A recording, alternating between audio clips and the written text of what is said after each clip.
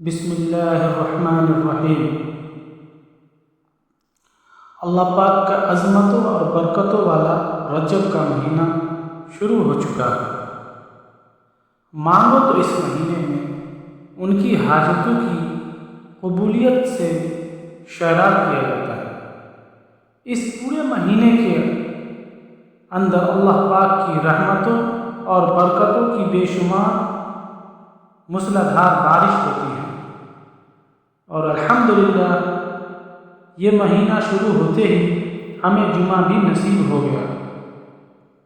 آج اس ویڈیو کے اندر میں آپ سبھی کو رجب کے پہلے جمعے کا ایک خاص عمل بتاؤں گا۔ رجب کے پہلے جمعے کا یہ خاص عمل جو بھی انشاءاللہ کرے گا اس کے سال بھر کے سارے کام بن گئے۔ جو بھی دعا آپ اس عمل کو کرنے کے بعد میں مانگیں گے، اس مہینے کی برکت سے اسی وقت وہ مراد پوری ہوگی۔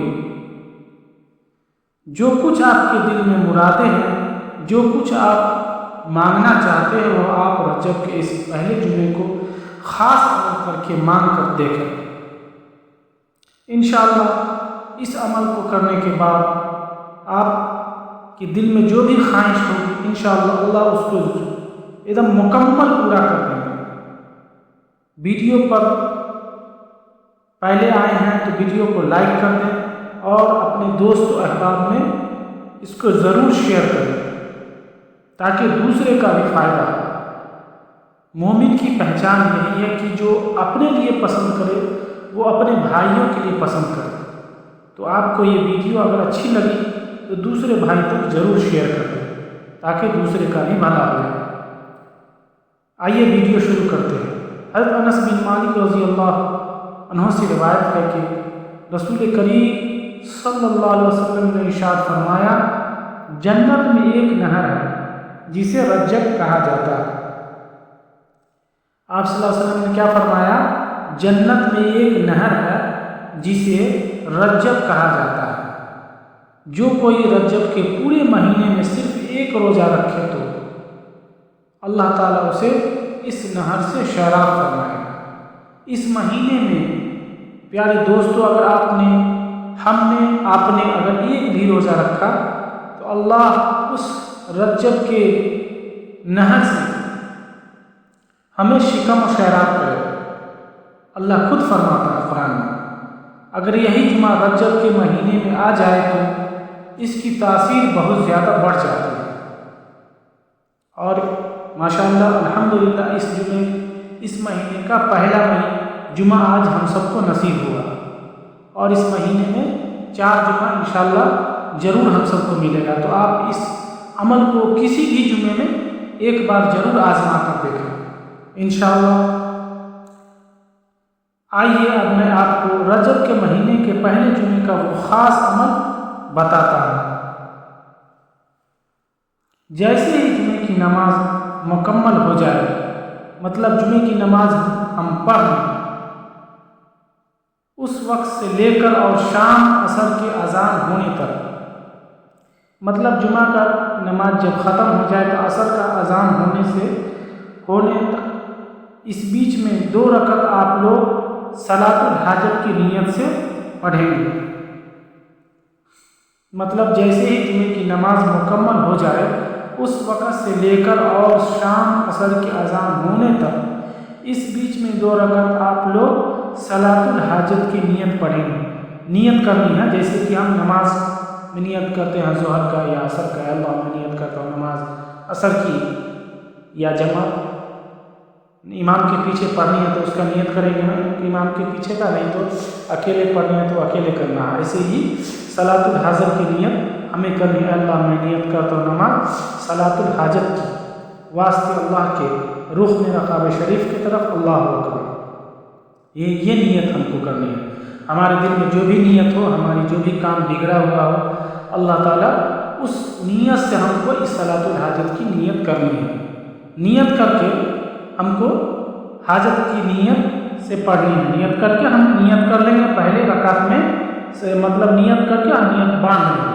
پہلی رکعت میں آپ کو सना पढ़ने के बाद ये आप लोग एक बार सूरह फातिहा पढ़ेंगे, मतलब नियत बांधने के बाद सना पढ़ना, सना सुब्हानकल्लाहुम्मा व बिहम्दिका व तबारक अस्मुका व तआला जद्दुका व ला इलाहा गैरुक अऊज़ु बिल्लाहि मिनश शैतानिर रजीम बिस्मिल्लाहिर रहमानिर रहीम, ये सना पढ़नी है। उसके बाद सूरह फातिहा पढ़ेंगे।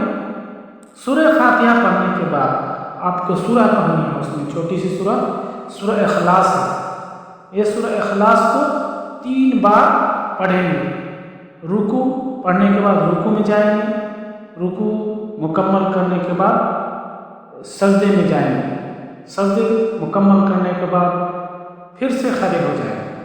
दूसरी रकअत की, ये पहली रकअत मुकम्मल हो गई, दूसरी रकअत में भी आपको सूरह फातिहा पढ़नी है।